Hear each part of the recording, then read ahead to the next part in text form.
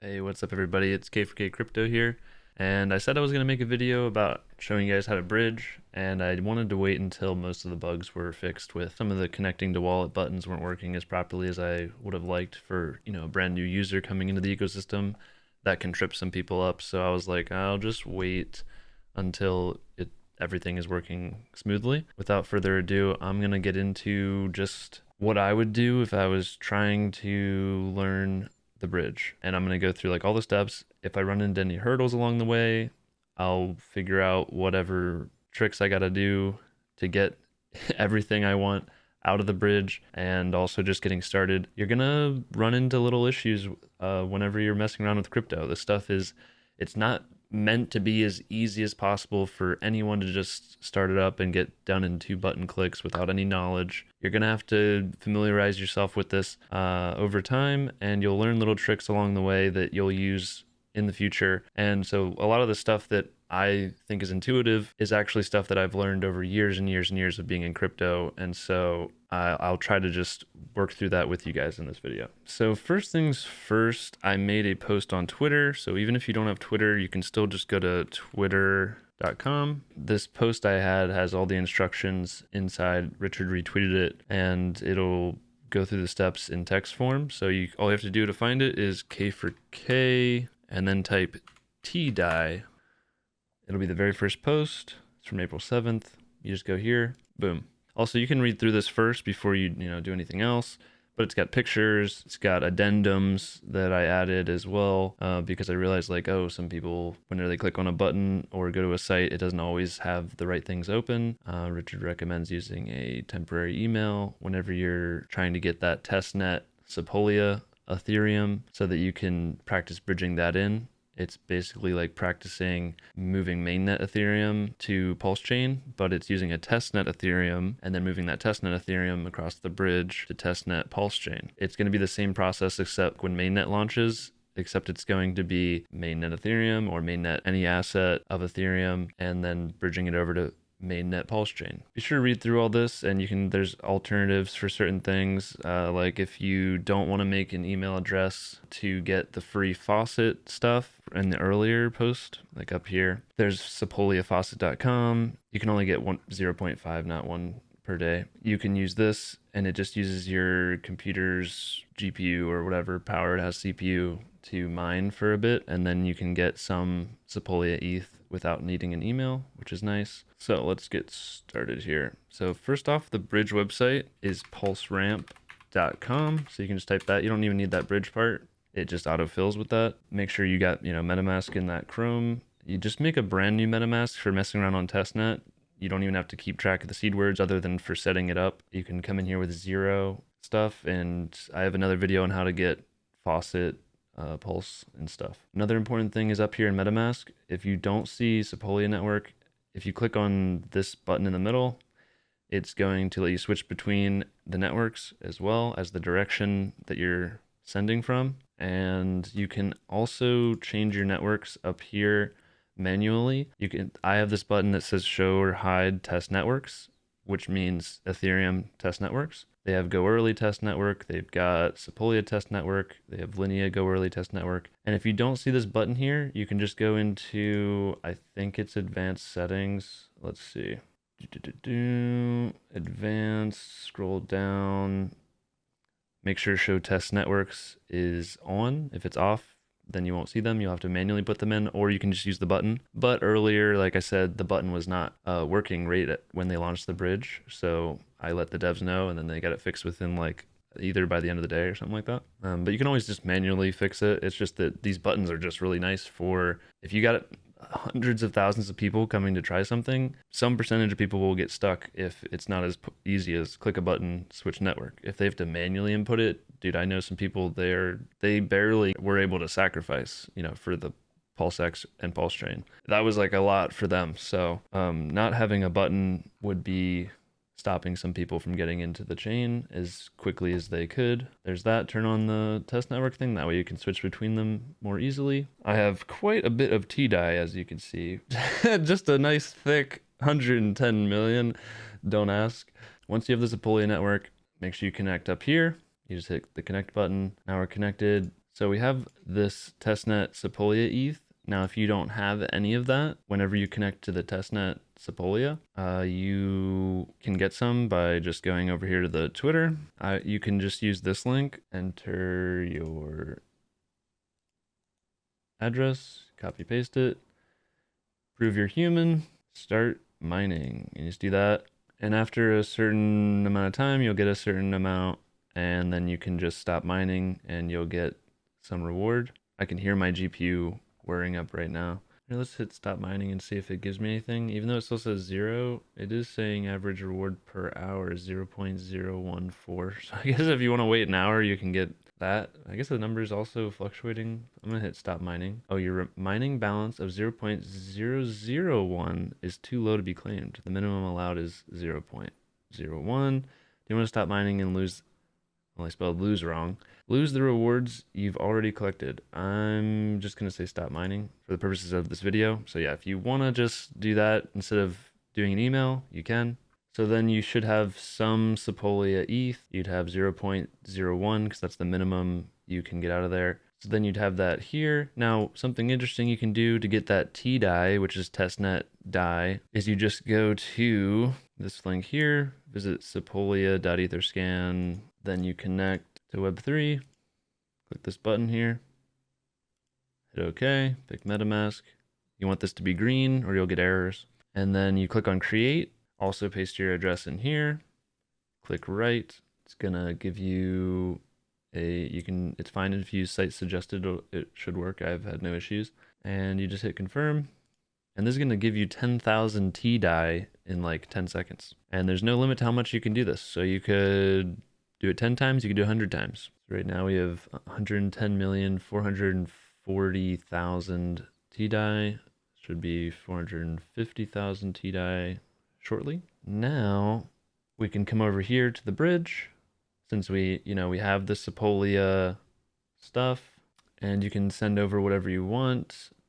You probably only have Sepolia ETH. You'll probably have a smaller amount, and you'll have a 10,000 T DAI. So you can send the T DAI over by clicking on T DAI as the asset you'd like to send over. Now for mainnet, this might be Hex. It might be some other coins you like Link, Shiba. It'll just be selectable through the drop down. And if it doesn't show up, you can add a custom token. You just probably post the contract address for the token there. So boom, we'll do 10,000. And we're gonna send it to PulseChain. So basically all it's doing is it's locking this T DAI on the test Ethereum network so that it can't be spent or sent or moved around. And then it's wrapping it and putting it onto the PulseChain testnet. And then you're able to move it on the PulseChain testnet as wrapped in T DAI. So we're just gonna hit send, hit authorize bridge access to 10,000. You can just put in 10,000 here if you don't want to hit max. I read somewhere, I haven't super confirmed it, but instead of hitting max, if you put in, how much you want to allow it to spend, like say a specific amount, it resets the allowance to 0 after that instead of it leaving it at infinity, which I think is the default button. So as long as you don't use the default, which is well, I clicked use default and it didn't actually do that. I hit default before and it had this huge number, but this time it didn't. All right, so we'll just do 10,000. You don't want to give it more spending privileges than you are actually wanting, just in case there is any sort of issue in the future with, I don't know, some secret exploit. They can only take as much as is allowed by the contract. We'll hit next. We'll approve it. All right, we authorized it. Now we're also going to send it. Confirm. Now, if you have a Trezor or a Ledger hardware wallet, which everyone who watches these videos should have by now, if you don't have one already, go down in the description. There's links down there to the official websites to get hardware wallets. You'll have to confirm on your hardware wallet, and you'll see this button here, connect hardware wallet. You'll have your hardware wallet which has your seed in it. You connect that to a dummy MetaMask that you don't care about, and then you just use the hardware wallet address that shows up after you connect the hardware wallet instead of the account 1 of the MetaMask seed that you created. And there is a 0.1% bridge fee for bridging in and out. Looks like it already took the 10,000 from the Sequoia test network. Now let's see if we have it on our PulseChain testnet. Now I already had a bunch over here, so we'll have to see. Let's see transactions. You can click this button up here and it will show you there. That just happened. It is 12:02. Yep, it's already claimed. Sometimes if you're like really in a hurry and you hit send and then you're checking it, you're refreshing the page and you're like, what the heck? It's not in my other address yet. I've had it where it only shows that it has a sending transaction. There was no receiving transaction, and I was getting an error that the transaction hash was invalid, because you can also, from the sending transaction, if you go in here, you can check it out and you can get the transaction hash, so you can copy that, and that's what the bridge wants.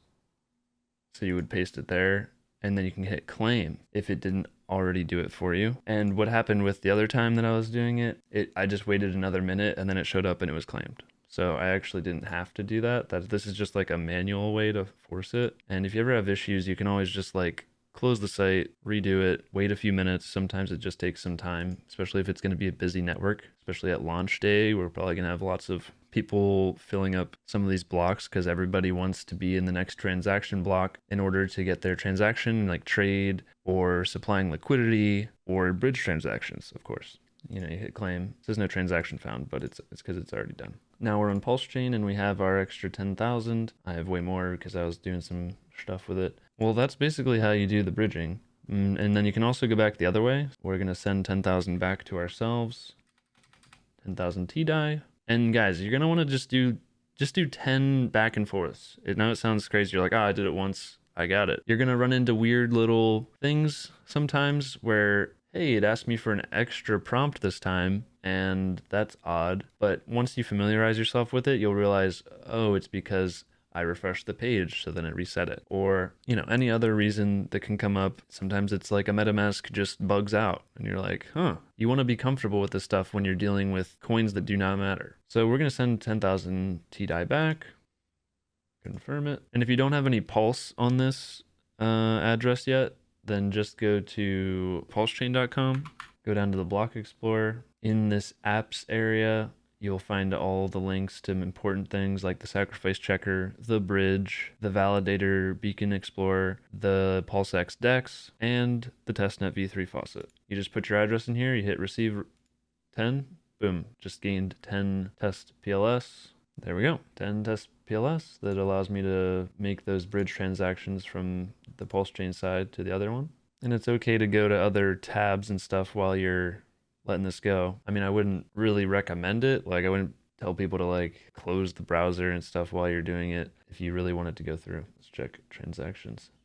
Here we go. Perfect example. See how it only has the sending transaction, no receiving transaction yet? You're going to want to hit claim, and this is on, now if this were mainnet, this would be on the Ethereum side. I'm connected to, pretend this is mainnet Ethereum. Say someone originally on PulseChain, someone wrapped over real US dollar coin, so USDC, they sent it over to PulseChain. Say I trade some Pulse for that USDC. Now I have 10,000 wrapped in USDC. I can then bridge that USDC that's actually real backed Ethereum USDC, and I can send that back through the bridge to my own wallet. I would then have to hit this claim button. So we'll just hit claim. Confirm it. And this is pretty fast, guys. I know it seems like, at least while I'm making the video, it seems like it takes some time because I have to wait, but it should if you get into the next block, then it should only take 10 seconds. And there we go. We just got our 9990 because, it took 0.1%. So it took 10 of our 10,000. And now we have it on technically the Ethereum chain. And we took it from PulseChain. And we also were the ones who sent it to PulseChain from the testnet Ethereum. And then we sent it back and boom, we got 9,990 of our TDAI back. And then you could do whatever you want with it, because technically we're on the Ethereum chain, right? So you can send that to your, if it's Ethereum or something that's on your on-ramp exchange, like say you use Gemini or Coinbase, and you wanted to cash out to your bank, you would just send those coins that are now, they're no longer wrapped, they're just Ethereum assets. You can just send those to your exchange address, and then you just sell it there for US dollars. And then you can send those US dollars to your bank account. So that's how you cash out of PulseChain, at least in a decentralized way. Like if you don't have a direct listing on, say, Gemini or Coinbase for Pulse or pulsex, then you're going to have to trade for something else that like any Ethereum asset that gets bridged in. If you trade any of your Pulse assets for those wrapped in Ethereum assets, you can then just bridge out your Ethereum assets back to Ethereum, and then you just trade those for dollars and you're good to go. I'll have some more videos coming out shortly, I believe. I'm going to be working on a video about the INC token. We've got some details on that, and also some other interesting things that I will disclose or at least share with the community. I think that was bridging. I mean, we didn't really run into any issues. I tried making this video the other day, and I guess it was just a bad day because I tried several different times and there was like some random things that came up as problems. Now, some things you might have to do that I didn't go over would be, if you go to pulsex, it'll tell you to switch to PulseChain, which is pretty handy. Now, if you're here and you click on, say, Pulse, all of these, if they weren't in your MetaMask yet, you can click this MetaMask button. Like say you sent over TDAI from Sepolia and you bridged it in, but you don't see it in your wallet. Well, it's probably because you don't have the contract address added as a token in your MetaMask. So if this isn't showing up here, you click import tokens, and then you're gonna have to get the contract address for TDAI. Now you can find the contract address through pulsex, and I'll show you that quick little tip here at the end. But sometimes it'll just show up here, and all you have to do is click the MetaMask icon. So let me see if I can remove this. Hide TDAI, maybe? You can add this token back in the future by going to import token in your account's options menu. So yeah, let's go with hide. If you bridged over that TDAI and you know you claimed it and everything, you're like, what the heck? Where is it? K4K. We can just click this button. Boom, it sees it, adds adjusted tokens. Is this the right one? Is that the right balance? If it's some weird balance that's not correct, then be wary. But if you know you sent 10,000 over, then you should see 10,000 in the balance of the token. Add token, there we go. So it seems simple, but you just have to know and learn to navigate this stuff. So let's go to, I'm gonna have to show you guys all types of stuff about the farms. There we go, here's the 4 current farms. INC pulsex LP, there's INC Pulse LP, TDAI Pulse, pulsex, and Pulse. You can see I've already earned 5 INC in each of these, and you can see how much that's worth technically on the testnet. I have a lot of LP because I put a lot of tokens into the pool, at least more than most people probably. And you can harvest that and you just get a bunch of INC and you can sell it for other tokens. You guys should probably mess around and practice providing LP, but I'll make another video for that. Let me show you guys how to do, if you're trying to find, say, TDAI, for example, say TDAI didn't show up on here, you can probably just type it in here and then TDAI would show up as an option. Say I just, came to the chain and I wanted to get some link from pulsex and I wanted to trade for it, or if I knew I had it in my wallet, but it wasn't showing up, how do I get that contract address? Now, the good news is any contract that was on Ethereum before PulseChain launched, it's the same exact contract it is on Ethereum as it is on PulseChain. So you don't have to be like, oh man, what's the new contract address? It's going to be the same one. So all you got to do is you can go to any of the coin ranking sites. They have contract addresses there, or you can go to etherscan.io. You can type in link. There's chain link. We could copy this token contract and we could import tokens. Recheck the contract address and network of the tokens you might be trying to add. I'm pretty sure it's supposed to be the same one. Let me see. Let's try getting it from CoinGecko. Link. I'm just using link as an example because they're close to being in, like, they're more DeFi oriented because they're an Oracle based, like an Oracle coin. And so they run nodes and stuff to earn Chainlink. And so they're more likely to be the type of user to actually join a new network and trade in DeFi versus someone who holds like XRP. They probably just have it on the exchange because like their wallet barely works and they're not much of DeFi users. They just hold XRP on a centralized exchange and then make no gains. All right, let's see if we post it here, if it'll show up. There we go. I mean, I don't know why it didn't work in our MetaMask. Let's see if we just do it here. Because look, we can just import it there. Let's try importing it here again. Maybe we have to put in the token decimal and do it. Oh, you know what? I bet this issue is because it just is making sure that I know which network I'm on. So this is good. I made, I'm going through all the troubleshooting. This happens more than you would think, little things like this. So let's see, Ethereum mainnet. If we switch it back to Ethereum mainnet, for manually importing a token, make sure you trust it. All right, let's paste it there. Now it automatically finds link because it's on the Ethereum network as opposed to the other one. Here, we'll add it here. I have 0 link in this on Ethereum network on this. But now let's go back to the testnet. Still doesn't show any link here. And even if I paste this here, it still gives me that technically error. So if you don't want that error, so I'm glad I am doing this live here basically. You post it there, it'll give you the option to import it. What? Didn't we just add it? Maybe it doesn't show 0 balances. Let's just buy one, I guess. Let's trade 10,000.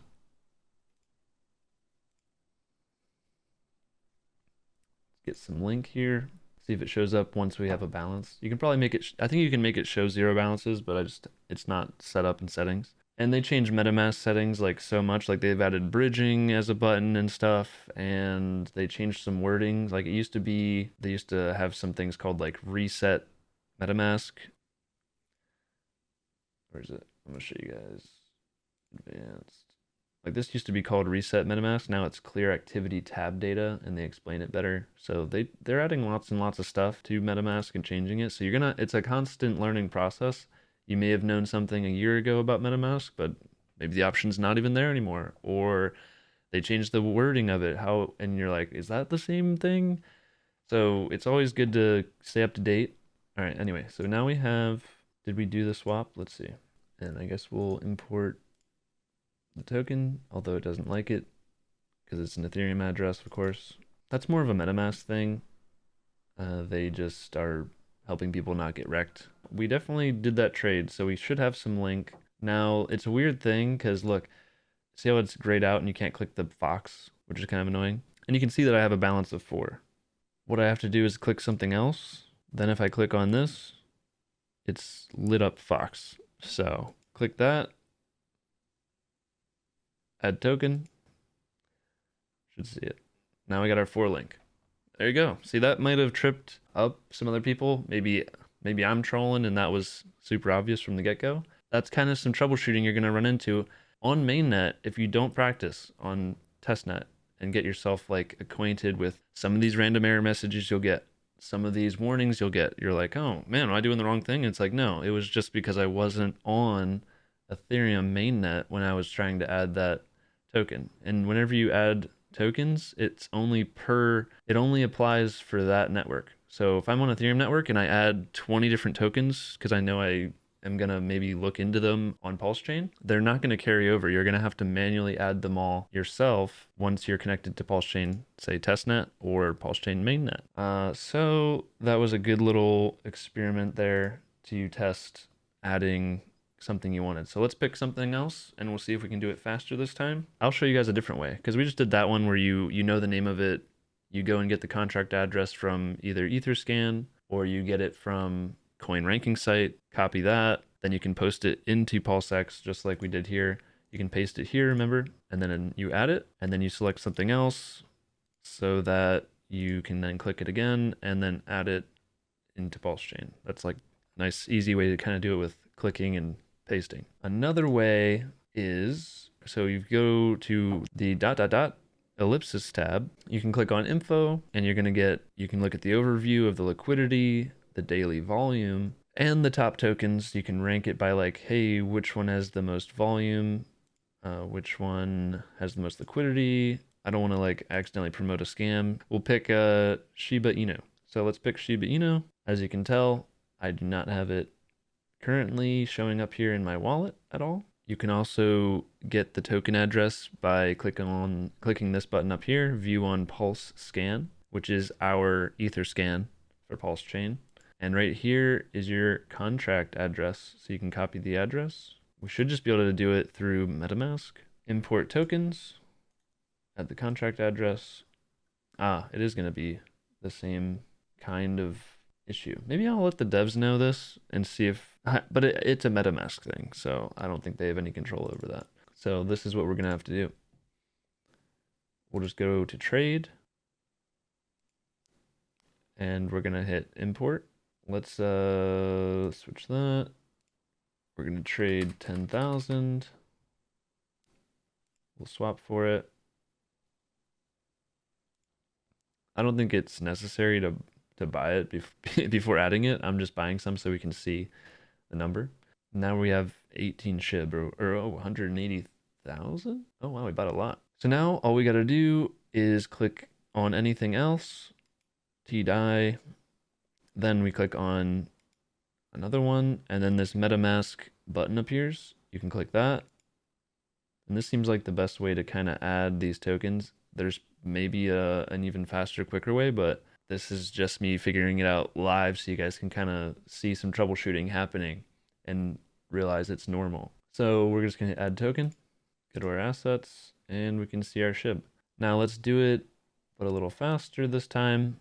Let's pick a token, maybe let's do Hedron. All right, we'll just do trade because that seemed to be simple enough. You don't even have to go to PulseScan, perhaps. Let's go to trade. It's going to import the token.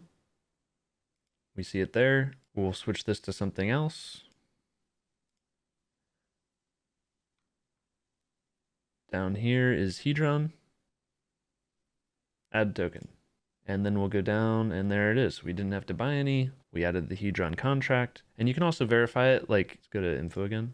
Go down to Hedron. I'd still recommend you view it on PulseScan. Make sure it's not a fake one in the exchange. And if it looks right, like it has the right amount of numbers, it doesn't have some weird thing that pops out that looks odd about it. Looks like some people sent some stuff to the contract directly. Lol. If it looks normal, like if it has like no transactions at all on it or something, sometimes that's a red flag, like that a new scam would have. Like it'd have like no transactions on it. And so you could still do the copy address and stuff like that if you wanted to. But sometimes it's good to check and just double check it's actually the real contract. And you can also, like I said earlier, it's also on Ethereum. If we went to CoinGecko, let's say, and we search for Hedron,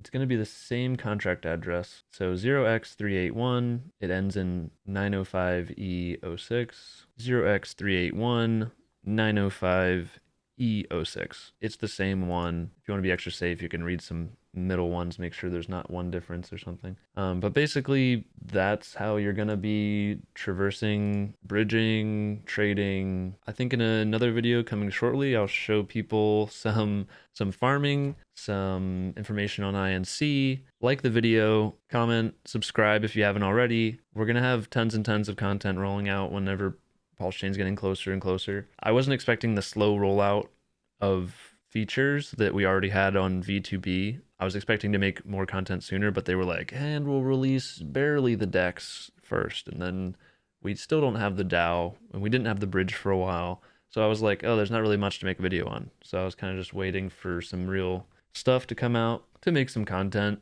I don't want to fill you guys up with filler stuff. I just want to give you guys as much value as I possibly can. The best way you can help me out and help yourself out is by subscribing, using the links in the description to up your security, because if you get hacked and all your coins get sold, that doesn't help anybody, right?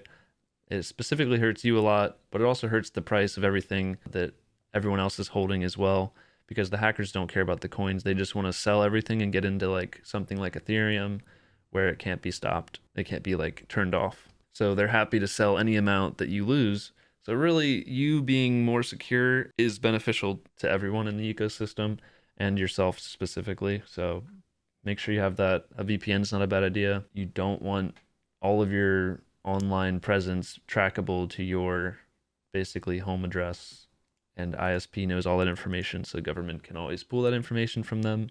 A VPN kind of separates that barrier, creates that extra barrier of protection, also protects your IP from bad actors that aren't the government. We are so close to mainnet, guys. Thanks for watching. Have a great day. Peace.